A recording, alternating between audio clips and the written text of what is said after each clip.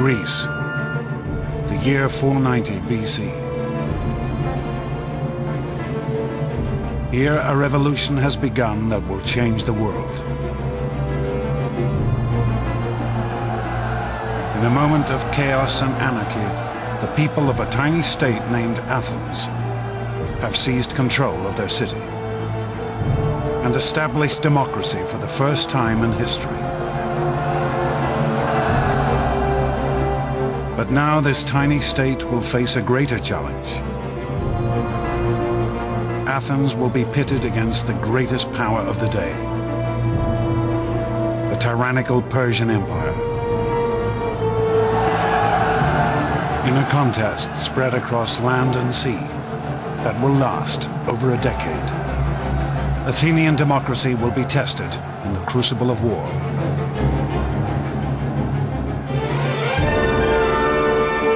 This is the story of an extraordinary moment in history, and of two men who would change the course of civilization. Themistocles, a military genius of the ancient world, and Pericles, a visionary whose legacy still shapes the world today. This is the story of the Greeks.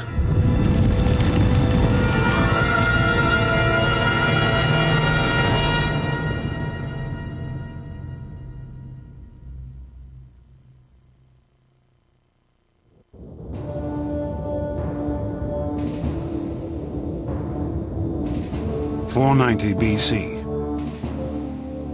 A lone figure runs across the mountainous terrain of Greece.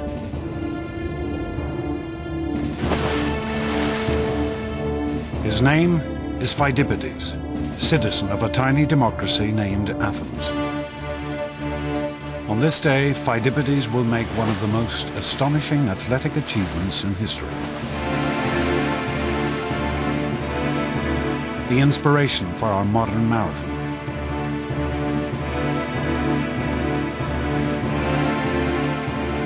But Phidippides' quest is not for glory, but survival. His homeland is about to be conquered by the mighty Persian Empire.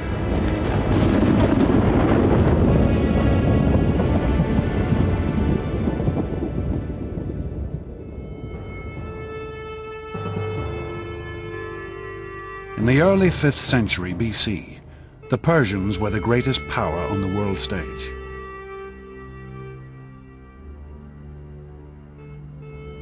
Their vast empire stretched from India in the east to Turkey in the west. Now, out on their western frontier, the tiny state of democratic Athens was gaining power. This was a threat that the Persians would have to destroy. The Persians lived in a culture of unbending tyranny. At the head of their empire sat Darius, known to the Greeks only as the Great King. Suppliants had to cover their mouths in his presence just to avoid tainting the air he breathed. For Phidippides and the democratic Athenians, conquest by Darius and the Persians would mean the destruction of their entire way of life. There is a huge cultural difference between the Greeks and the Persians. The Greeks are a people who emphasize freedom. The Persians would put far more emphasis on obedience. It's a struggle between freedom and slavery.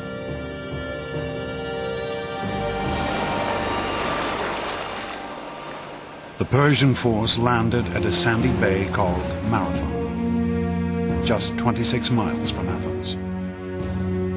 News of the invasion spread through the streets like wildfire. This was a city without a standing army. Every male citizen would have to come to the defense of his state.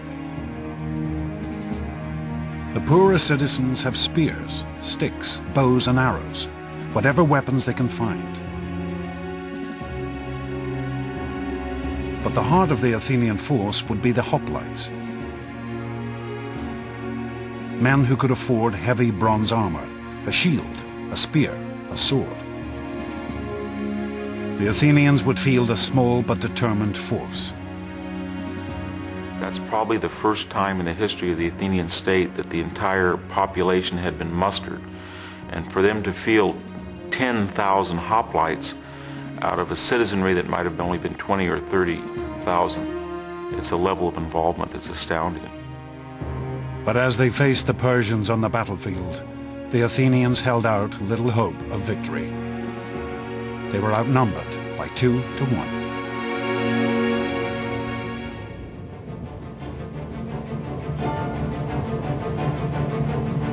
Pheidippides' desperate mission was to run for help from one of Athens' local rivals, the Greek state of Sparta.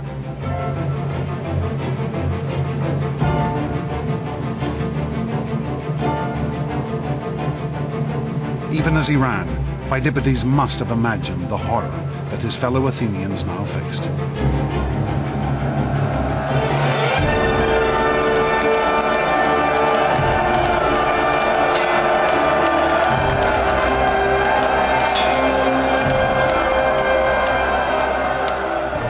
You're dodging spears from your men in front and your men in behind, but you probably couldn't see or hear. All you would feel would be pressure.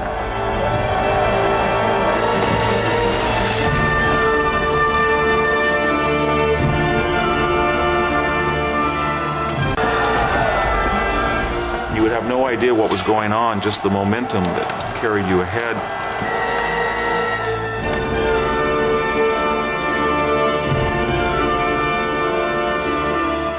All you would be aware of is that you had to push forward and keep stabbing and keep on your feet, and you would hope that everybody else would do that. Pheidippides' run was to become the stuff of legend. Fired by the terror that his fellow citizens were being slaughtered, he ran 140 miles in just 2 days.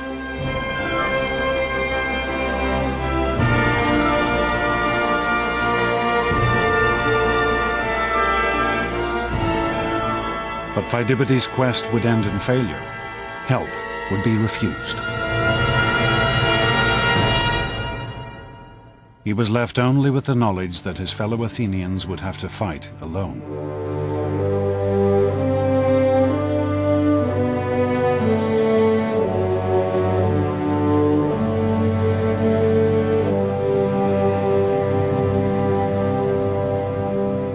Pheidippides could never have imagined that the Greeks would in fact win a glorious victory.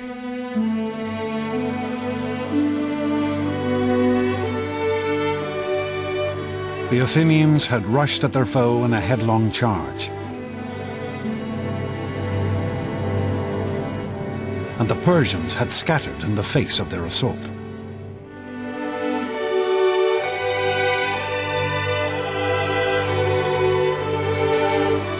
The Athenians slaughtered over 6,000 Persians in one fateful day. The world's first democracy had survived its first great test. Every Athenian knew that he had voted to fight and that this reflected the majority vote of the citizens, and that was not true of the Persians. Whatever you want to say about democracy, it fields the most patriotic, enthusiastic, and often large armies. The Athenians returned to their city to celebrate their victory.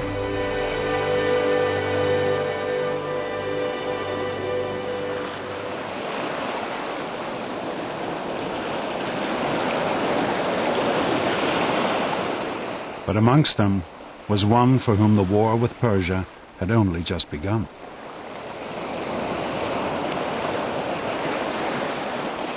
An Athenian general named Themistocles.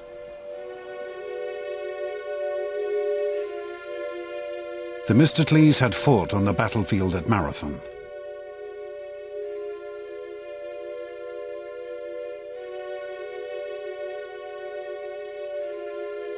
He was typical of a new generation of Athenian leaders, a man who had risen to power through democracy.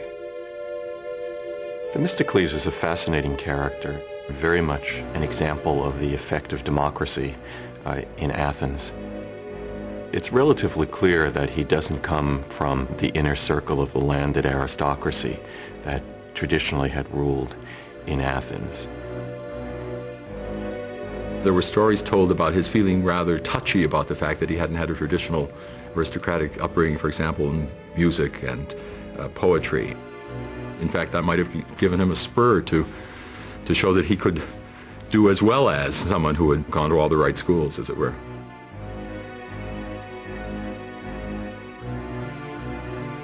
Themistocles' opinion of his common origins was blunt and straightforward. I may not know how to play the lyre or flute, but I do know how to make a city great. Themistocles had learnt the skills of leadership here, the Democratic Assembly of Athens.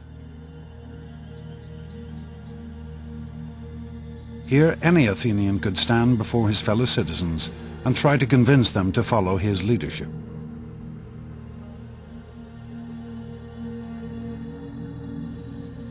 From this very podium, Themistocles would now show himself to be one of history's greatest leaders, the savior of his city. For Themistocles alone recognized that the Persians might still be a danger, and that next time victory for the Athenians might not prove so easy.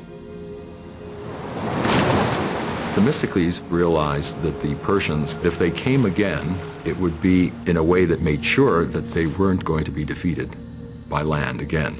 There was no way that the Athenians could rely on traditional hoplite fighting technique. Themistocles began to form a bold new strategy, employing the most advanced weapon of the day, the trireme.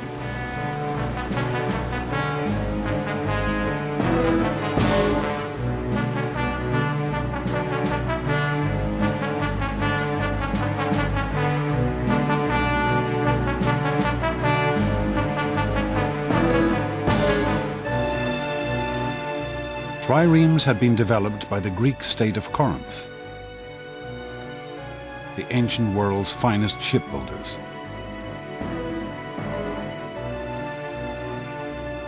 Stacking 170 oarsmen on 3 levels, their combination of lightweight and raw power gave them astonishing speed and maneuverability. There was nothing else like them on the water. In contemporary terms, a trireme is a missile. The object of a trireme is to ram the enemy ship. It is a very narrow, very light, very sleek, and very fast weapon. But these triremes were also exceedingly expensive. And Themistocles' vision of a vast Athenian navy might never have come to pass if it had not been for one stroke of luck.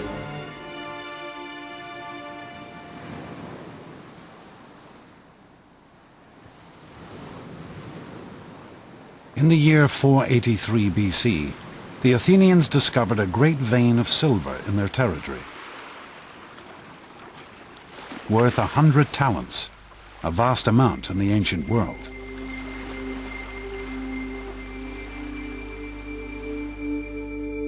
The Athenians wanted to divide these newfound riches among themselves. But then Themistocles stood up in the assembly. He wanted to spend the money on ships. But he also knew that this would be a hard proposal to sell. And so Themistocles played a complex bluff. His argument is not that the money should be used to build a fleet against Persia, but rather it should be used to build a fleet against Athens' local rival, the Greek city-state of Aegina. The reason Themistocles does this is that he knew it would simply be too upsetting to remind people of the Persian threat. It's a difficult argument to make and a tribute to his political skill that he's able to do it.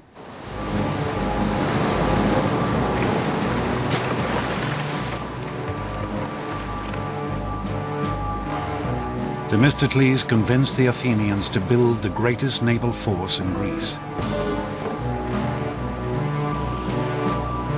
And not a moment too soon.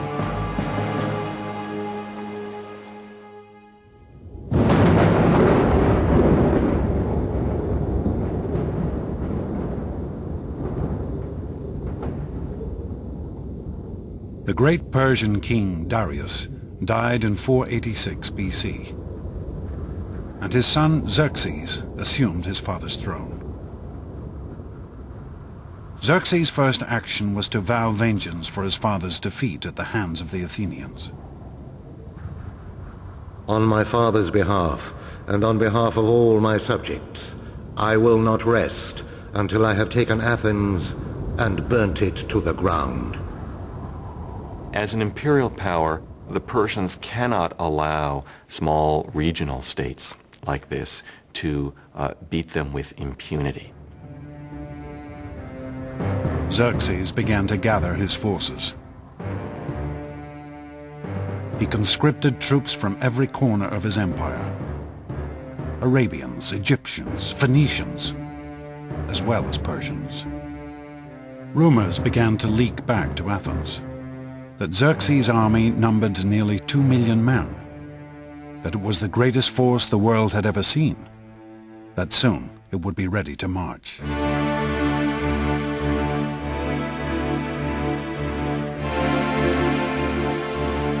And then finally, in the spring of 480 BC, news reached Athens.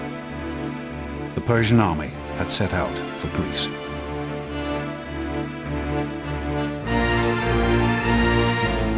History records that Xerxes' troops drank rivers dry.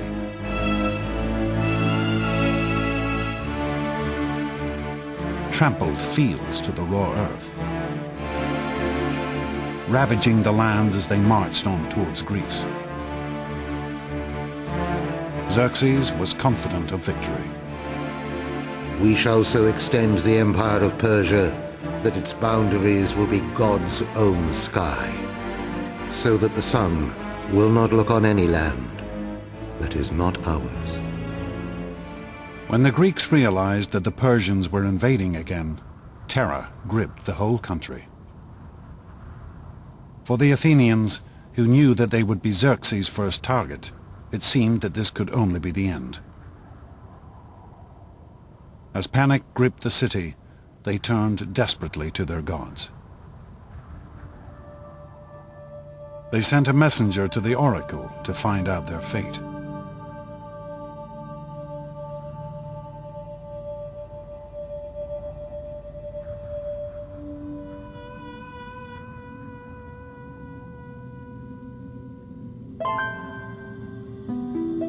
Here, high in the Greek mountains, can still be found the site of Delphi, the most famous of the Greek oracles. Built around a vast chasm in the mountain from which a sacred spring still flows. Here the Greeks would come to discover their future.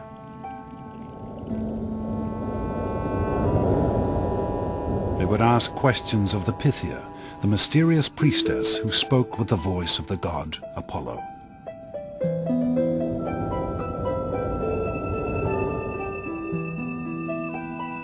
People came from all over the Greek world to consult Delphi, and sometimes came from outside the Greek world as well. It was considered to be the centre of the universe. The omphalos, the navel stone of the whole world, was at Delphi. People asked questions about their private life, which are just the sorts of questions people want answers to now. Archaeologists have discovered copies of the questions asked of these ancient oracles. Has Aristos stolen the wool from the mattress? Hermione asks, "What should I do to have useful children?" But as the Athenians walked up this path 2,500 years ago, their question was simple and grave. What could they do to save themselves?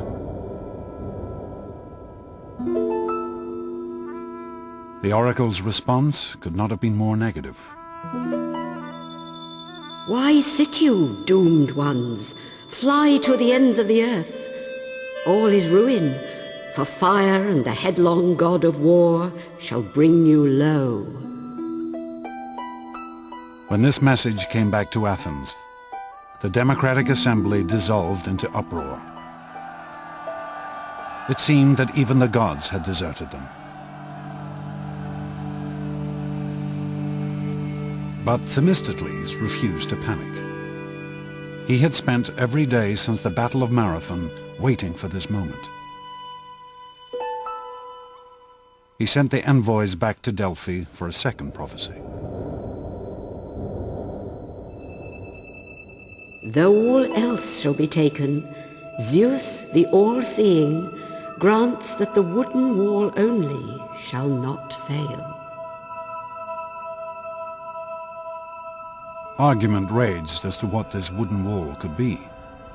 Some said it meant the stronghold at the center of Athens, the Acropolis. But Themistocles had a different idea.